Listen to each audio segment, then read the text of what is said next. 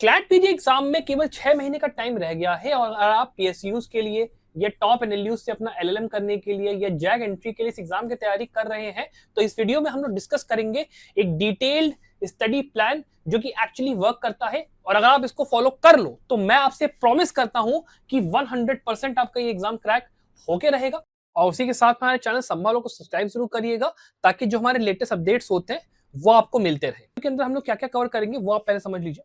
हम लोग सबसे पहले बात करेंगे पेपर पैटर्न की कि पिछले 6 साल के अंदर में यहाँ पे क्लैट कंसोर्शियम ने किस तरीके से पेपर के अंदर में क्वेश्चंस को पूछा, किस टाइप का पैराग्राफ पैटर्न रहा, सब कुछ जानेंगे। फिर हम लोग बात करेंगे कट ऑफ की, चाहे आपका पीएसयू हो, चाहे एलएलएम हो, चाहे जैग एंट्री हो, आपको कितने मार्क्स यहाँ पे लाने की जरूरत है। देन हम लोग डिस्कस करेंगे इंपॉर्टेंट डेट्स को कि आपको अपनी स्ट्रेटजी को किस तरीके से किस टाइम पे कैसे कैसे खत्म करना है अलग अलग आपके पॉइंट्स के पॉइंट ऑफ व्यू से। उसके अलावा हम लोग बात करेंगे सिलेबस की, क्या क्या सब्जेक्ट्स इसमें पूछे जाते हैं, पिछले 6 साल में कैसा पैटर्न रहा। फिर हम लोग एक सब्जेक्ट वाइज प्रिपरेशन स्ट्रेटजी की बात करेंगे कि भाई हमें अपने टाइम को किस तरीके से डिवाइड करना है 6 महीने जो टाइम बचा है उसके अंदर में, ताकि हमारा मैक्सिमम परफॉर्मेंस निकल सके। फिर हम लोग देखेंगे यहाँ पे केस लॉज को कि हमें recent case laws, landmark case laws जो क्लैट पीजी में आते हैं उनको कैसे डील करना है। और फिर हम लोग देखेंगे सोर्सेज एंड मॉक पेपर्स को कि अगर आपको मान लो बिल्कुल फ्री ऑफ कॉस्ट भी इस पूरे एग्जाम की तैयारी करनी है बिना किसी कोचिंग के, तो आप कैसे कर सकते हो, बिल्कुल फ्री ऑफ कॉस्ट सोर्सेज आपको बताऊंगा, तो वीडियो को लास्ट तक देखिएगा। ठीक है, अब बात करना सबसे पहले शुरू करते हैं एग्जाम पैटर्न के साथ में। स्टूडेंट्स देखिए, ये जो एग्जाम आपका होता है ना, ये आपका 120 मार्क्स का होता है, जिसमें आपको मिलते हैं टोटल में 2 घंटे इस एग्जाम को क्रैक करने के लिए। और आपके पास करीब जो है, अगर आप मान लीजिए क्वेश्चन सही करते हो तो 1 मार्क मिलता है, एक क्वेश्चन अगर आप गलत करते हो तो फिर 0.25 मार्क्स की नेगेटिव मार्किंग होती है। अब क्वेश्चन ये आता है कि हमें यहाँ पे जो है कितने मार्क्स स्कोर करने की जरूरत है हमारा सबसे पहले पीएसयू क्रैक करने के लिए। ठीक है, पीएसयूज के लिए आपको जनरली 85 प्लस लाने की जरूरत है। अभी कुछ सालों में ये स्कोर 90 तक भी जा चुका है, तो इट इज क्वाइट हार्ड करना, इसको डिफिकल्ट है। फिर हम लोग एनएलयूज की बात अगर करते हैं तो देखिए टॉप 2 एनएलयूज के लिए हमें यहाँ पे कम से कम 75 प्लस चाहिए। और अगर आप टॉप 5 की बात करते हो, जो टॉप टियर 1 कॉलेजेस होते हैं, उसके लिए कम से कम 70 से लेकर 65 प्लस चाहिए।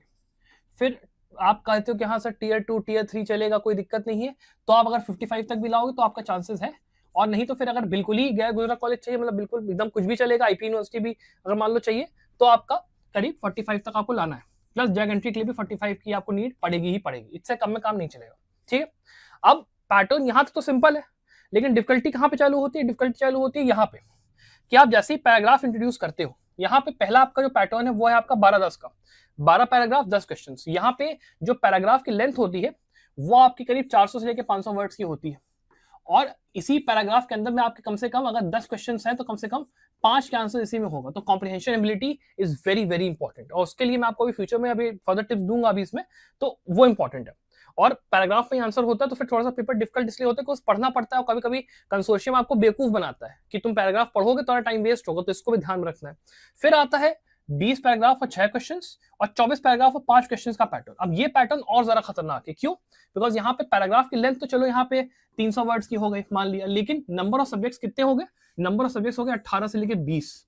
अब इसमें डिसाइड करना कि पहले मैं कौन सा करूं, बाद में कौन सा करूं, कौन सा अच्छे से आता है नहीं आता है, वो डिफिकल्ट। फिर पैराग्राफ के अंदर आंसर है वो फाइंड आउट करना, वो हो जाता है डिफिकल्ट। और कॉम्बिनेशन ऑफ सब्जेक्ट्स भी यहाँ पे होते हैं, जैसे मान लो अगर केवल कॉन्स्टिट्यूशनल लॉ का आप ये सोचोगे कि आएगा पैराग्राफ, नहीं, ऐसा नहीं है। कॉन्स्टिट्यूशन प्लस हो सकता है सीआरपीसी आ जाए, कॉन्स्टिट्यूशन प्लस इन्वायरमेंट लॉ आ जाए, सीआरपीसी प्लस आपका बीएनएस आपका आ जाए, बीएनएसएस मतलब बी आपका पूरा। तो इस तरीके से ये लोग एक ही पैराग्राफ में 2-3 सब्जेक्ट्स देते हैं, तो इसीलिए पेपर डिफिकल्ट होता है, बिकॉज हमें ये पता है कि पैटर्न के अंदर नथिंग इज फिक्स, हो सकता है ये पैटर्न आ जाए, हो सकता है ये पैटर्न, हो सकता है ये पैटर्न आ जाए।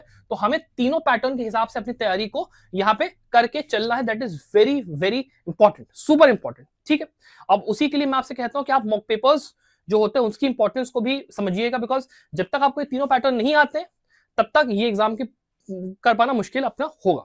फिर आगे बात करते हैं टाइम के बारे में। अब देखिए, आपके पास इस एग्जाम के लिए अगर मैं मान के चलता हूं कि आप ये जून में वीडियो देख रहे हो, तो 1, यहाँ पे 2, यहाँ पे 3, 4, 5 और सीधे सीधे 6 महीने बचते हैं, और एग्जाम आपका देखिए 6 तारीख को होगा। अब मेरे अगर आप सजेशन मानो तो यहाँ पे आप एक लक्ष्मण रेखा खींच दीजिए, बाउंड्री लाइन खींच दीजिए, और ये समझ लीजिए कि आपको आपके फाउंडेशनल सब्जेक्ट्स प्लस जो आपके केस लॉज होते हैं, लैंडमार्क रीसेंट केस लॉज जो होते हैं, उसकी 4 महीने में तैयारी कर लेनी है। बिकॉज अगर आप ये नहीं करते तो आखिरी के 2 महीने में हमें मॉक पेपर्स प्लस रिवीजन के लिए टाइम नहीं मिलेगा। तो मेरी आपसे ये दरख्वास्त है कि आप अगर तैयारी शुरू कर रहे हो तो अभी शुरू कर दीजिए, because now is the time जहां पे अगर आप कोई भी टारगेट लेके चलो, चाहे आप जैग लो, कुछ भी लो, पीएसयू के लिए हो, अभी नहीं तैयारी शुरू करोगे तो फिर देर हो जाएगी। और तैयारी करने के लिए ही अगर मान लो आप एक ऐसा कोर्स चाहते हो जहां पे आपको क्लैट पीजी के फॉर्मेट में बढ़िया से एक mock test series plus case law summaries मिल जाए, जिसमें आपको 50 फुल लेंथ मॉक्स, 5000 क्वेश्चंस का question bank, landmark case law summaries, plus उसके साथ में डेली प्रैक्टिस पेपर्स डीपीपीज भी मिल जाए, जहां पे हम लोग जो सबसे इंपॉर्टेंट कंसेप्ट्स होते हैं उनके लिए आपको रोज एक पेपर देते हैं। तो आप केवल यहाँ पे 2499 में हमारे कोर्स में एनरोल कर सकते हैं, केवल 2499 में। आप हमारा ट्रैक रिकॉर्ड की बात करोगे तो all India rank 3, all India rank 6, सीधे सीधे संभव लॉ में से आपका रहा पिछले साल, और बाकी आप देख सकते हो कितने टॉपर्स हमारे साथ हैं। और बेस्ट पार्ट इस कोर्स की ये होती है कि यहाँ पे मैं एज अ मेंटोर आपके साथ हमेशा रहता हूँ। जब मुझे कॉल करना है, जब मुझे फोन करना है, करो, मैं हमेशा आपको गाइड करूंगा कि कैसे आपको तैयारी करनी है। तो अगर आप इंटरेस्टेड हो तो आप केवल 2499 में पूरा कोर्स चेकआउट कर सकते हो, और इसके अंदर हमको जो स्टडी मटेरियल होता है वो भी आपका दे देते हैं। तो आपको अगर सब्जेक्ट वाइज तैयारी भी करनी है वो भी आपके यहाँ पे हो जाएगा। ठीक है, अब आगे बात करते हैं कि तैयारी कैसे करनी है। अब देखो क्या है, यहाँ पे हमारे तैयारी के पूरा एक पिरामिड 3 पार्ट्स में डिवाइडेड है, जिसमें पहला आपका पार्ट है फाउंडेशन सब्जेक्ट्स का, जिसको करने के लिए मैंने आपसे पहले ही कहा 4 महीने आपको चाहिए। अब इसमें एक पॉइंट को समझना, इसको इंपॉर्टेंट है।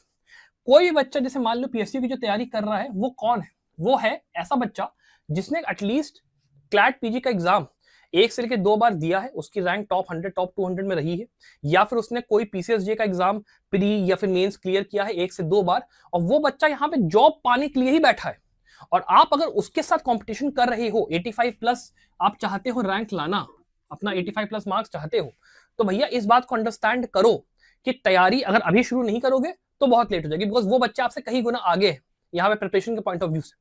फिर इसके आगे हम लोग बात करते हैं, अगर आप मान लो एनएलयूज के लिए ही प्रिपरेशन कर रहे हो कि आपको एलएलएम करना है, ठीक है, एलएलएम के लिए भी टॉप 5 कॉलेजेस से प्रिपेयर करना तो सेंस बनाता है, बिकॉज प्लेसमेंट वहीं पे आपको मिलेगी, खास करके टॉप 2 एनएलएस और नलसार में प्लेसमेंट मिलेगी, बाकी जगह प्लेसमेंट का कोई श्योरिटी नहीं। और वहां के लिए भी 75 प्लस स्कोर हमको करना है। तो इट इज वेरी इंपॉर्टेंट कि तैयारी आप जितनी जल्दी शुरू करो उतना आपके लिए अच्छा रहेगा, बिकॉज 6 महीने का टाइम बहुत कम है, और अभी कई बच्चों ने स्टार्टिंग कर दी पढ़ाई की, वो आपसे कई गुना आगे, तो please make sure that you start right now, ठीक है, तभी हो पाएगा।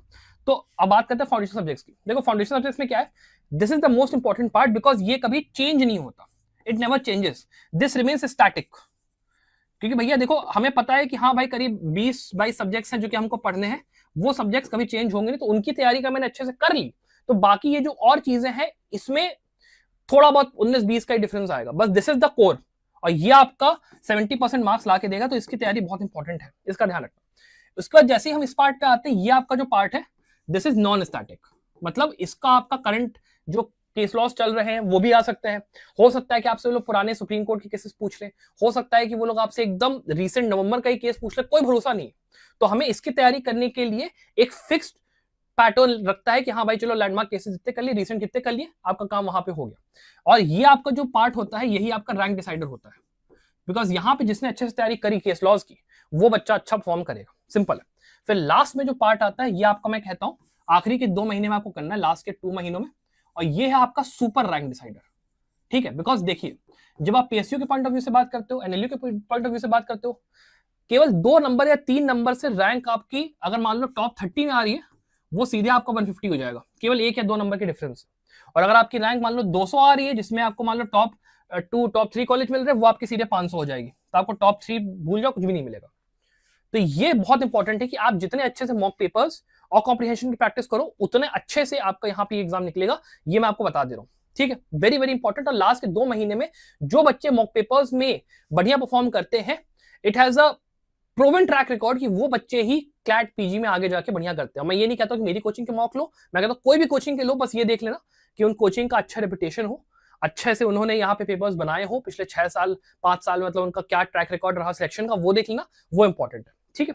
फिर बात करते हैं कि हमको 6 महीने में तैयारी अब करनी कैसे है sir, what is the preparation strategy. देखो सबसे पहले फाउंडेशन सब्जेक्ट्स के लिए आप एक काम ये करिए कि इसको 4 पार्ट्स में डिवाइड कर लीजिए, लाइक दिस, ठीक है, जिसमें आपका business law, criminal law, constitutional law और अदर लॉज का हमने यहाँ पे डिवीजन कर दिया। और ये जो परसेंटेज लिखी है, these are the percentages of how much portion of questions are asked from each particular part, और इस हर 4 पार्ट को 4 हमको डिवाइड करके एक एक महीना देना, सिंपल सिंपल। और इसी की तैयारी अगर आपको करनी है तो इसके लिए आपको तैयारी फाउंडेशन सब्जेक्ट से करनी है, मॉक पेपर्स भी चाहिए, हमको केस लॉज भी चाहिए। और अगर मान लो ये सब झंझट में आप फंसना नहीं चाहते हो कि अब मैं कहां से इतना मटेरियल लाऊं, कहां से मैं वो करूं, तो आपके पास मैं एक सोल्यूशन देता हूं, बहुत सिंपल सिंपल सोल्यूशन है कि आप मेरे कंप्लीट प्रिपरेशन कोर्स में आ जाइए। ठीक है, इसमें क्या किया है हम लोगों ने कि वीडियो लेक्चर्स कॉम्प्रिहेंसिव तरीके से for all the subjects along with study material हमने आपको दे दिया। कहीं आपको कोई जरा यहाँ पे दिमाग लगाने की जरूरत नहीं है। अलॉन्ग विद दैट हमने आपको 50 full length mocks, DPPs, subject wise mock papers, 5000 question bank पूरा कवर किया। Landmark case laws, recent case laws जितने आपके हैं, प्लस ये कोर्स आपके लिए 12 महीने के लिए वैलिड है, तो आपको सीवीटी एग्जाम और बाकी एग्जाम से भी तैयारी करनी है वो भी आप कर सकते हो। प्लस मैं एज अ मेंटर आपके साथ रहूंगा ही रहूंगा। और कॉस्ट इसकी केवल 4499 है, केवल लिमिटेड टाइम ऑफर है। अगर आप कंट्रोल करेंगे मैंने, you can check this out. मैं एज अ मेंटर रहूंगा, प्लस सिलेक्शन रेट आप हमारा देख ही रहे हो। और नहीं तो एक बात मैं आपसे कहूंगा छोटी सी, देखो क्या होता है ना, आप तैयारी करते हो क्लैट पीजी की, दैट इज फाइन, लेकिन अगर आप मान लो टारगेट ऐसा रखते हो कि आपको एलएलएम ही करना है, तो एलएलएम केवल क्लैट पीजी की तैयारी करके मत करो, बिकॉज जरूरी नहीं है कि आपकी रैंक आ ही जाएगी और कॉलेज आपको मिल ही जाएगा। मेरी आपसे रिक्वेस्ट ये रहेगी, कम से कम आप 2 से लेकर 3 एग्जाम्स और टारगेट करो, जिसमें कि मेनली आपको मैं सीयूटी पीजी सजेस्ट करूंगा, एक एलेट पीजी, आईआईटी खड़गपुर और आईएलआई, ये और एनआईएसएम, ये तो जरूर टारगेट करो, because these are the exams जहां पे आपको बेस्ट कॉलेज मिलता है, टियर 1 कॉलेज मिलता है, साथ में जीएमआई भी अच्छा एग्जाम। और इन सारे एग्जाम्स की तैयारी अगर आपको करनी है, ठीक है, तो आप हमारे complete all in one LM course में आ सकते हो। इसकी जो कॉस्ट है वो अभी अर्ली बर्ड ऑफर है 5500 है। इसमें जितने एग्जाम्स आप देख रहे हो सब कवर्ड है, ओवरऑल सारे इंडिया के major exams we are covered, जिसमें आपको lectures, study material, mock papers, mentorship सब कुछ एक ही जगह पे मिल जाती है। तो if you want to enroll in this course you can check this out, कोई ऐसी दिक्कत नहीं। ठीक है, अब आगे बात करते हैं कि देखिए ये जो 6 महीने है इसमें तैयारी को हमको शुरू कैसे करना है कि आप पहले एक चार्ट बनाइए जहां पे आप हर सब्जेक्ट को मेंशन करिए कि हाँ भाई हमें इस सब्जेक्ट में इतना आता है। जैसे मान लो मैं अभी मेंशन करूंगा कि हाँ कॉन्स्टिट्यूशनल लॉ है या बाकी सब्जेक्ट है, उसमें से किस सब्जेक्ट में आपको कितना आता है उसका एक चार्ट बनाइए और उसके हिसाब से टाइम को कम या ज्यादा करिए as per as my recommendation. पहला काम तो ये करना है। उसके बाद आपको क्या करना है, पार्ट्स के हिसाब से आप चलना शुरू करते हैं। तो देखिए कॉन्स्टिट्यूशनल लॉ से पहला पार्ट आपका आता है, इसमें सबसे इंपॉर्टेंट आपका कॉन्स्टिट्यूशन एडमिनिस्ट्रेटिव लॉ रहता है। इसमें से आप समझ लीजिए लैंडमार्क केसेस जितने होते हैं, अगर आप जब तक पढ़ोगे नहीं सब्जेक्ट को, लैंडमार्क केसेस आप नहीं सॉल्व कर पाओगे और बाकी जो सब्जेक्ट्स होते हैं उनके केसेस भी आप सॉल्व नहीं कर पाओगे। प्लस इस सब्जेक्ट के अंदर में से ये प्लस बाकी सब्जेक्ट्स का हमेशा कॉम्बिनेशन निकाल के लोग क्वेश्चन पूछते हैं। तो this is the most important subject, I can not stress this enough, most important subject आपका ये वाला है। और इसको कम से कम आपको मेरे हिसाब से 15 से लेकर 20 डेज का टाइम देके आराम से पढ़ना चाहिए, उससे कम में नहीं। Landmark cases, recent cases plus ये पूरी की पढ़ाई कॉन्स्टिट्यूशन एडमिनिस्ट्रेटिव लॉ की। फिर आता है आपका लेबर लॉ। अब देखो लेबर लॉ में क्या चक्कर है, लेबर लॉ चेंज हो चुका है, यहाँ पे नया लेबर कोड्स इंट्रोड्यूस हुए हैं। 4 लेबर कोड्स हैं, code on wages, industrial relations code, OSH and working conditions और आपका सोशल सिक्योरिटी कोड। इन 4 को आपको करना है। करने का तरीका बहुत सिंपल है, कंसेप्ट सारे के सारे लेबर लॉ के सेम है, कंसेप्ट कोई बदल नहीं है, बस बेराक पे थोड़ा सा चेंज आया, उस बेराक को आपको बस मैप आउट करके कर लेना है। अगर आपको ये चीज भी हमारे साथ तैयारी करनी है, हमने हमारे कोर्स के अंदर ये सारा का सारा कंप्लीट करके धर दिया आपके लिए, नोट्स वगैरह दे दिए, लेक्चर वगैरह भी डल रहा है। आप आओ तैयारी करो, केवल कितना 4499 में, बहुत सस्ता, बहुत बढ़िया। आप आओ तैयारी करो, कोई दिक्कत नहीं। ठीक है, उसके बाद आता है आपका अगला सब्जेक्ट आपका इन्वायरमेंट लॉ। इसके लिए मैं वैसे आपको कहूँ 1 वीक का टाइम काफी है, आराम से हो जाएगा। इसके लिए भी इन्वायरमेंट लॉ में ये सारे आपके बेराक जितने हैं 1 week is more than enough. और उसके बाद अगर आपको आर्बिट्रेशन करना है तो ये 1 से लेकर 2 दिन का टाइम देना, ये सब्जेक्ट चाहो तो अभी छोड़ सकते हो, कोई ऐसी दिक्कत नहीं।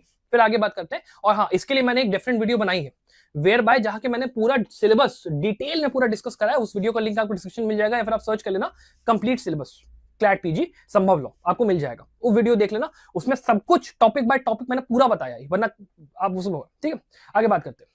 अगला जो सब्जेक्ट है हमारा वो है बिजनेस लॉ का। अब business law is a part जिसके अंदर मैंने कुछ अलग सब्जेक्ट्स भी इंक्लूड करे हैं, जिसमें कि आपका जैसे कॉन्ट्रैक्ट हो गया, कंपनी हो गया, ये हो गया, फिर टीपीओ मैंने थोड़ा इसमें डाला, मैंने कहा इसमें साथ ही में अपना कर लो तो सही रहेगा। ये अपने ब्लॉक्स है कुल मिला के। अब टाइमिंग की बात करें तो इसमें देखो कॉन्ट्रैक्ट के साथ में सेल्स ऑफ गुड्स स्पेसिफिक हो गया, नेगोशिएबल इंस्ट्रूमेंट्स हो गया, पार्टनरशिप होगा, साथ ही में कर लो, साथ ही में पढ़ते हो साथ ही में कर लो। और इसको करोगे तो आपको कम से कम कुछ नहीं तो मुश्किल से 1 हफ्ता लगेगा, उससे ज्यादा का टाइम नहीं लगना चाहिए। कंपनी को प्लस सेबी एक्ट के साथ करना वो इंपॉर्टेंट है, सेबी एक्ट आता है इसमें क्वेश्चन भैया, और इसको करने के लिए कम से कम फिर से 1 वीक का टाइम ले लो। फिर टीपीए के लिए यहाँ पे कम से कम 5 डेज, इनकम टैक्स एक्ट के लिए 5 डेज अपना यहाँ पे ले लो। उसके बाद इंसॉल्वेंसी बैंक्रप्सी कोड करना है करो, वरना चाहो तो छोड़ सकते हो। फिर उसका law of torts, motor vehicle act और ये सब कुछ पूरा, इसके लिए करीब 5-6 दिन का टाइम ले लो। तो यहाँ पे 1 महीने में ये पूरा पार्ट खत्म आपका हो जाएगा। और फिर से मैं कहूंगा तैयारी कर ही रहे हो, एक बार में बिना झंझट के तैयारी करनी है, प्रूवन ट्रैक रिकॉर्ड के साथ, बढ़िया लेक्चर्स के साथ, मॉक पेपर्स के साथ, डीपीपीस के साथ, जिसमें हम लोग मोस्ट इंपॉर्टेंट टॉपिक्स को आपको रोज पेपर करवाते हैं। अभी जून में हमने चालू करा है, अभी फ्रेश आपका बैच एकदम चालू हुआ है, बिना फ्रेश डीपीपीस चालू करें तो एनरोल करना तो देख लो एक बार। ठीक है, बढ़िया बढ़िया रहता है, केवल 4499 में, वरना केवल अगर आपको मॉक पेपर और केस लॉ समरीज चाहिए, स्टडी मटेरियल वगैरह चाहिए तो केवल 2499 में वो तो अवेलेबल है यार, और सबका लिंक डिस्क्रिप्शन में दिया हुआ है। ठीक है, आगे बात करते हैं। आपका जैसे मैंने कहा, अगर एनरोल करने का मन है mock papers plus case law summaries के साथ, आप एनरोल कर सकते हो। बहुत ही बेहतरीन तरीके से यार इसमें मॉक पेपर्स हम लोग देते हैं, बहुत मेहनत करते हैं, प्लीज चेकआउट करिएगा। फिर बात करते हैं क्रिमिनल लॉ की। देखिए क्रिमिनल लॉ वाला जो आपका पार्ट है, इसके अंदर में आपके पास ये 3 सब्जेक्ट्स हैं। इसको आपको कुल मिला के कुछ टोटल में 20 दिन देने, और बाकी के जो ये सब्जेक्ट्स हैं ये सब कुछ, ये पूरा इसको करने का मैं आपको तरीका बता दूं। पहले देखो यूएपीए जैसे हो गया। अब यूएपीए में आप गए, आपने इसका हिस्ट्री पढ़े, फीचर्स पढ़े, introduction, short title, long title देखा, सेक्शंस वगैरह देखे, क्यों ये एक्ट बना था वो देखा। फिर जो मोस्ट इंपॉर्टेंट पार्ट्स हैं, जिसमें आपका पार्ट 4, पार्ट 6, पार्ट 7 ये देख लिया। फिर जो इंपॉर्टेंट लैंडमार्क केसेस है, तोहा फसल है, के नजीब है, वो देख लिया। फिर उसके जो इंपॉर्टेंट प्रोविजंस हैं उसको आपने कंपेयर करा कि हाँ भाई कॉन्स्टिट्यूशन के साथ इसका कहाँ रिलेशन बनता है, तो हमने कॉन्स्टिट्यूशन के साथ उसको पढ़ लिया, आर्टिकल 20, 21, 22। फिर हमने सीआरपीसी में बेल के साथ, हमको पता है यूएपीए है, तो भैया ऑब्वियस सी बात है कि हमारे ये इंटरनेशनल कानून है तो बेल तो आएगा ही, तो बेल आपने पढ़ लिया। तो बस ये तरीका होता है, एक दिन में कब्जे खत्म हो जाता है। और ये जितने आपके बैराक्स हैं इनको सबको कर लो, एक दिन का टाइम मुश्किल से लगेगा, और ये आपका पूरा पार्ट खत्म, अगस्त तक खत्म। ठीक, केस लॉस भी करने वाले, ठीक है।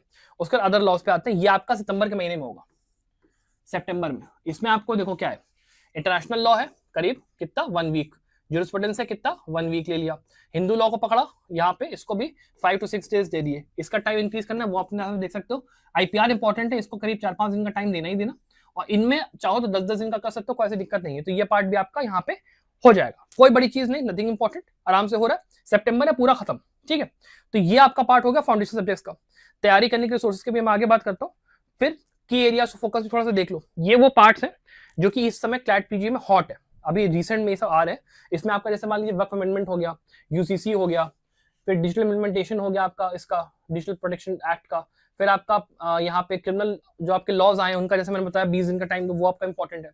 फिर आप बात करते हैं एनवायरमेंटल लॉ के अंदर में, फिर one national election important topic है, डिलिमिटेशन अभी आ रहा है वो इंपॉर्टेंट है, यहाँ पे ट्रिब्यूनल रिफॉर्म्स इंपॉर्टेंट है। तो ये सब पार्ट थोड़ा सा देख लीजिएगा, इंपॉर्टेंट रहेगा, आ सकता है क्वेश्चन, बड़ी बात नहीं है। फिर आता है कि अब ये 6 महीने है सर, हमने टाइमलाइन समझ लिया, अब इसको हमको एग्जीक्यूट कैसे करना है। देखो पहले तो भैया देखो बैराक को अपना साथी बनाओ, बिना बैराक के कुछ नहीं होने वाला। दूसरा काम, एक आपका न्यूज़पेपर पकड़ लो, उसका नाम है द हिंदू, ठीक है। द हिंदू के अंदर में एक आपका सेक्शन आता है द लीगल आई करके, लीगल आई। इसको जाके कोशिश करो लाइब्रेरी में, चाहे मिले चाहे आप ऑनलाइन ले लो, कुछ भी करो, एक टाइम पकड़ के आधा घंटा रोज पढ़ो। उससे क्या होता है आपका, देखो एक तो लीगल नॉलेज भी आपकी रिवाइज होती है, दूसरा ये होता है कि आपका कॉम्प्रिहेंशन एबिलिटी अच्छी बनती है। फिर चाहे कोई भी पैटर्न है 12-10 है 20 है, हमें मतलब नहीं है, कॉम्प्रिहेंशन एबिलिटी अच्छी जो कि बन रही है, हमें पता है कि भाई ये करने से बढ़िया रहेगा, ठीक है। फिर बात आती है कि सर बैराक तो इंपॉर्टेंट है, उसके बाद यहाँ पे आपको अभी इस समय मेरे हिसाब से कॉम्प्रिहेंसिव मटेरियल यूज करने का नहीं सोचना चाहिए। मेरे हिसाब से आपको अभी एके जैन पे जाना चाहिए सारे सब्जेक्ट्स के लिए, बिकॉज मैं आपको जेएन पांडे बोल दूं, मैं आपको केडी गौड़ बोल दूं, मैं आपको एनवी परांजपे पे कोई भी बुक बोल दूं, सेंस बनेगा नहीं, बिकॉज इतना टाइम अब है नहीं हमको। भैया कोई सब्जेक्ट अगर 20 दिन में खत्म करना है वर्सेस हमें उसके लिए 2 महीने मिल रहा है, डिफरेंस आता है ना यार। आप उसको रिविजन मतलब कंप्रेस करके पढ़ना चाहते हो या फिर पूरा फैला फैला के पढ़ना चाहते हो, उसमें डिफरेंस है। तो एके जैन बेस्ट रहेगी मेरे हिसाब से। और बाकी जो सब्जेक्ट्स है जो कि एके जैन में नहीं दिए हैं, उनके लिए आप सिंपल जो आईपी रीडर्स उठा लो, पीडीएफ उठा लो यार, ऑनलाइन मिल जाएगी, कोई दिक्कत नहीं है। यूट्यूब वीडियोस उठा लो, सबसे बढ़िया, उससे पढ़ाई कर लो, आराम से हो जाएगा। मतलब मैं आपको बस ये कह रहा हूँ कि मेरे कोर्स में आने की भी घंटा जरूरत नहीं है, फुल कोर्स में बताओ कम से कम मॉक पेपर्स में एटलीस्ट आ जाओ, देख लो आप। लेकिन अगर कोई आपसे ये कह रहा है कि आपको पूरी लाइफ कोचिंग चाहिए, पूरा आपको, वो कुछ नहीं, सिंपल बच्चे यहाँ पे जाते हैं ऑनलाइन, बस तैयारी करने के लिए कुछ नहीं करते हैं, सिंपल यूट्यूब इस्तेमाल करते हैं, बुक्स इस्तेमाल करते हैं, काम हो जाता है। एके जैन से लोगों ने यार एग्जाम निकाला है, जुडिशरी के नोट से लोगों ने एग्जाम निकाला है, तो ये सब कुछ नहीं, सब बकवास बात है, कोई फुल उसकी जरूरत नहीं है, ठीक है। और आपको मेरे कोर्स की जरूरत भी कोई जरूरत नहीं है, वो भी कोई वो नहीं है, ठीक है। बाकी 2 सेट्स ऑफ रजिस्टर मेंटेन करो। इसको मेंटेन करने का पीछे का रीजन क्या है, आपके केस लॉस के लिए वो मैं भी आगे बताऊंगा। और एक आखिरी बात, अपने स्टडी के साथ ऑनेस्ट रहो, झूठ के साथ मत चलो, बिकॉज मैं आपको एक चीज बता दूं, और ये चीज गीता में बहुत अच्छे से लिखी है कि आप देखो, कर्मण्यवादी कारस्ते मां फलेषु कदाचन, आप अपने कर्म पे ध्यान दो, फल की चिंता मत करो, ये भगवान कृष्ण ने कहा। लेकिन उसके पीछे का मतलब यह है कि जो आपका कर्म है वो ऑनेस्टी के साथ करोगे तो बढ़िया रहेगा, नहीं तो उसका फल जो होगा वो मजा नहीं आएगी फिर। बिकॉज आपकी रैंक अगर आ रही है 300, टॉप कॉलेज मिल रहा है, वर्सेस आपकी रैंक आ रही है 3000 और टियर 3 कॉलेज मिलने के लाले आ रहे हैं, दोनों में डिफरेंस होता है भाई, समझो उसको, ठीक है। आगे बात करते हैं। देखो आपको एक रीडिंग हैबिट डेवलप करनी ही करनी, द हिंदू पढ़ने की और सब्जेक्ट वाइज एमसीक्यूज लगाने की आदत डालो ही डालो। इसके लिए मैं कहूंगा 2499 में कोर्स है, वहां आ जाओ। सब्जेक्ट वाइज मॉक पेपर्स बहुत बढ़िया रहते हैं, डीपीपीज रहते हैं, लगाते रहोगे, रोज रिविजन होगा डीपीपीज लगा लगा के, तो वो बढ़िया रहता है। फुल लेंथ मॉक्स भी दो, मैं कहता हूँ फुल लेंथ मॉक्स कब पता है कब से दो, अगस्त के महीने से देना शुरू कर दो। अगस्त के एंड से जब आपका बीएनएस बीएनएसएस बीएसए हो जाए देना शुरू कर दो, बिकॉज इंटरनेशनल और ज्यूरिस्प्रूडेंस वैसे भी आपको थोड़ा बहुत तो आता ही होगा, तो अगर पेपर लगाने जाओगे तो भाई सॉल्व कर पाओगे, ऐसे कोई दिक्कत नहीं है। तो सितंबर अक्टूबर नवंबर में जितना हो सके उतने मॉक्स लगाओ, बढ़िया रहेगा, लेकिन जब तक प्रैक्टिस नहीं करोगे तब तक मजा नहीं आएगी, इसका ध्यान रखना। फिर अब केस लॉ को कैसे करना है वो अंडरस्टैंड करो, बिकॉज ये आपके जो 4 महीने मैंने बताए ना, इन्हीं 4 महीने में करना, ये नहीं है कि अपना बात के लिए छोड़ दिया, नहीं, अभी करना है। सुनो, कॉन्स्टिट्यूशनल बेंच के decisions, these are the landmark case laws. Generally ये आपके 3 जज, 5 जज, 7 जज, 9 जज के डिसीजंस होते हैं, इनको आपको सबको करना है। इसके अंदर मैं अगर रेंज बताऊं तो आपका करीब 2017 से लेकर 2026 तक के जितने केसेस हैं वो आप करो लैंडमार्क वाले। सोर्स की बात करूं तो एससी ऑब्जर्वर पे जाके सारे केसेस जितने डिसाइडेड वाले पोर्शन में उनको कर लीजिए, प्लस एक आपकी वेबसाइट आती है सुप्रीम कोर्ट की खुद की एससीआई मेन की, उस पे चले जाइए, वहां पे आपको ब्रीफ में ये केस लॉज मिल जाएंगे, फिर उनको एक्सपैंड करके आप पढ़ लीजिए। लैंडमार्क केस लॉज ये आपके हो गए, is that simple. Landmark case laws ये, उसके बाद आते हैं रीसेंट केस लॉज, जो कि आपके डिवीजन बेंच के जजमेंट्स होते हैं, कभी कभी 3 जज के भी होते हैं, जिसमें या तो कोई डिसीजन ऐसा होता है जिसमें कोई मान लो इंपॉर्टेंट गाइडलाइंस दे दी, फिर या फिर कैसा डिसीजन जिसमें कि कोई कॉन्ट्रोवर्शियल इशू की डिस्कशन करी है इन्होंने, कोई बहुत ही ऐसी बात, मतलब कोई ऐसा टॉपिक है जो कि काफी ज्वलंत मुद्दा है उस टाइप का। उसके अलावा ऐसा कोई केस जिसमें कि कोई इंपॉर्टेंट सब्जेक्ट मैटर को डिस्कस करा हो, या फिर कोई ऐसा डिसीजन जिसमें कि कॉन्स्टिट्यूशनल वैलिडिटी को टेस्ट करा गया हो किसी पर्टिकुलर एक्ट की, इस टाइप के केसेस आपको पढ़ने हैं। Is that simple. पढ़ने का इसका भी रिसोर्सेज की बात करूं तो सिंपल एज दैट, हमारी एक सीरीज चलती है, कौन सी, यहाँ पे लीगल डीएनए की, उसको आप आओ हमारे चैनल को सब्सक्राइब करो, वो करो, लीगल डीएनए सीरीज में ज्वाइन करो। आपको हम लोग पूरा यहाँ पे कोशिश करते हैं कवर करवाने की लैंडमार्क रिसेंट सारे केसेस को, थोड़ा थोड़ा जो हमारा होता है, वरना आप लाइव लॉ का यूज करिए और बार एंड बेंच का यूज करिए, सिंपल है, इसमें कुछ सारा रॉकेट साइंस नहीं। Live law bar and bench से अच्छा सोर्स आपको कोई और मिलेगा नहीं। और आप अगर ये कोशिश करोगे कि आप 5 चैनल्स देख लो और उसमें से जाके यहाँ से लिस्ट ले ली, वहां से लिस्ट ले ली, चैट जीपीटी पे डाल दिया, बेटा वैसे काम नहीं चलता। बिकॉज यहाँ पे भी रेंज समझना, कम से कम 2025 और 2026 के लैंडमार्क केसेस, तो सॉरी रीसेंट केस लॉ तो करोगे ही करोगे, ठीक है, और कम से कम 200 से 300 नहीं करोगे तो उससे कम में काम नहीं चलेगा। इज दैट सिंपल, बहुत सिंपल सी बात है। तो करना है तो ध्यान रखो थोड़ा, ठीक है। आगे बात करते हैं कि केस लॉज को पढ़ना कैसे है। अब इसको सोचो, आपको जैसे लैंडमार्क केस लॉज की बात करते हैं ना, जो कॉन्स्टिट्यूशनल बेंच वाले 7 जज 9 जज वाले, उसमें आपको नेम, कोरम जो होती है जजेस का वो, उसमें आपका क्या रेशियो डिसीडेंड आई है, क्या ऑर्बिटर दिखता है, ये पूरा करना है। उसके बाद इंपॉर्टेंट जो जजमेंट्स है जिसमें आपके ओवररूल्ड होंगे, कुछ केसेस आपके लैंडमार्क रिसेंट वाले कोर्ट करे गए होंगे, वो सारे आपको करने हैं। उसके बाद ऐसे जो लॉज आपके इन्वॉल्व होंगे उन केसेस में, वो आपको सारा का सारा करना है, ठीक है। फिर कोई प्रिंसिपल्स डॉक्ट्रिन्स हैं, इसको आप इतना इंपॉर्टेंट रह नहीं गया, उसको चाहो तो छोड़ दो, और ये भी इतना इंपॉर्टेंट नहीं ज्यूरिस्प्रूडेंशियल एस्पेक्ट, उसको भी छोड़ दो। तो लैंडमार्क में हमको ये पढ़ना है। फिर बात आती है रिसेंट की। अब देखो रिसेंट में क्या क्या पढ़ना है। रिसेंट में पढ़ना है केवल नेम ऑफ द केस, ये आपका इंपॉर्टेंट है। आपका कोरम से मतलब नहीं, हमको केवल मतलब है ओपिनियन से, मतलब किससे, रेशियो डिसीडेंडाई से। रेशियो डिसीडेंडाई इंपॉर्टेंट है। और उसके अलावा आपका कौन सा चीज, आखिरी चीज, लॉज इन्वॉल्व, ये आपको रिसेंट केस लॉज के लिए करना है, ठीक है। अगर मैं नोट्स की बात करूं, मैंने कहा था 2 रजिस्टर बनाने हैं, तो 2 रजिस्टर का फंडा समझो। एक रजिस्टर होगा इंडेक्स। इंडेक्स में आप क्या बात करोगे कि भैया जो जो केस हमने पर सब्जेक्ट नोट करे, उसका हमने केस का नाम लिख लिया, केस के अंदर क्या हेल्ड हुआ था वो लिख लिया, और हमने एक रजिस्टर बना लिया जो कि रिवीजन के टाइम पे आखिरी में बहुत काम आएगा, दैट इज इंपॉर्टेंट। और सेकंड आपका होगा फुल, जहां पे आप नोट्स बनाओगे। लैंडमार्क केस लॉज के लिए आप जो नोट्स बनाओगे उसमें आप कम से कम 2 पेजेस के नोट्स बनाओगे लैंडमार्क केस लॉज के लिए, ठीक है।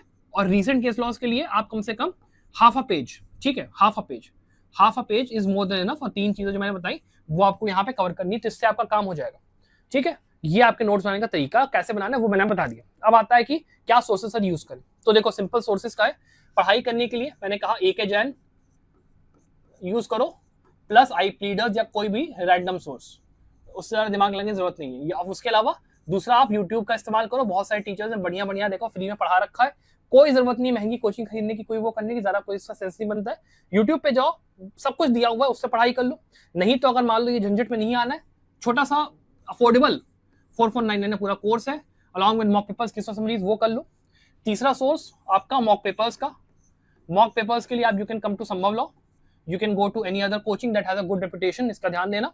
और उसके अलावा आपका रीडिंग कॉम्प्रिहेंशन के लिए द हिंदू फॉलो करते रहना, that is going to be important. और केस लॉस के लिए एससी ऑब्जर्वर और आपका लाइव लॉ और बार एंड बेंच, ये काफी रहेगा। तो इस तरीके से आपका ये जो क्वेश्चन है पूरा खत्म हो गया सोर्सेस का भी। अब बात आती है कि सर हमें अक्टूबर नवंबर में क्या करना है। अक्टूबर नवंबर में इस बात का ध्यान रखना कि अगर आप एक ऐसे स्टूडेंट हो जो कि पीएसयू के लिए तैयारी कर रहा है, मिनिमम 40 मॉक पेपर्स लगा के जाना, उससे कम मत लगाना, रिवाइज अच्छे से करना। अगर आप एनएलयूज या एलएलएम के लिए कर रहे हो तो कम से कम 30 मॉक पेपर्स, जैक एंट्री के लिए 25 मॉक पेपर्स मिनिमम अक्टूबर नवंबर तक करके जाना, उससे कम में काम नहीं चलेगा। तो आई होप इसके थ्रू आपका मैंने पूरा जो आपका डिटेल देख हो सकता है प्लान वो बताया है। अगर आपको तैयारी करना है हमारे साथ मिलकर तो आप वो कर सकते हो। ये मेरा नंबर दिया हुआ है, एज अ मेंटोर मैं आपको मिलूंगा वहां पे, ठीक है। आप मुझे कॉल करोगे, मैं ही ये कॉल उठाता हूँ, कोई और ऐसा नहीं है कि XYZ कोई मैंने काउंसलर रखा, नहीं, मैं खुद उठाता हूँ। बात करनी है मुझसे, कैसे तैयारी करनी है, क्या करना है, you can contact me. Apart from this, अगर आपको वीडियो अच्छा लगा तो वीडियो को लाइक और शेयर करिएगा।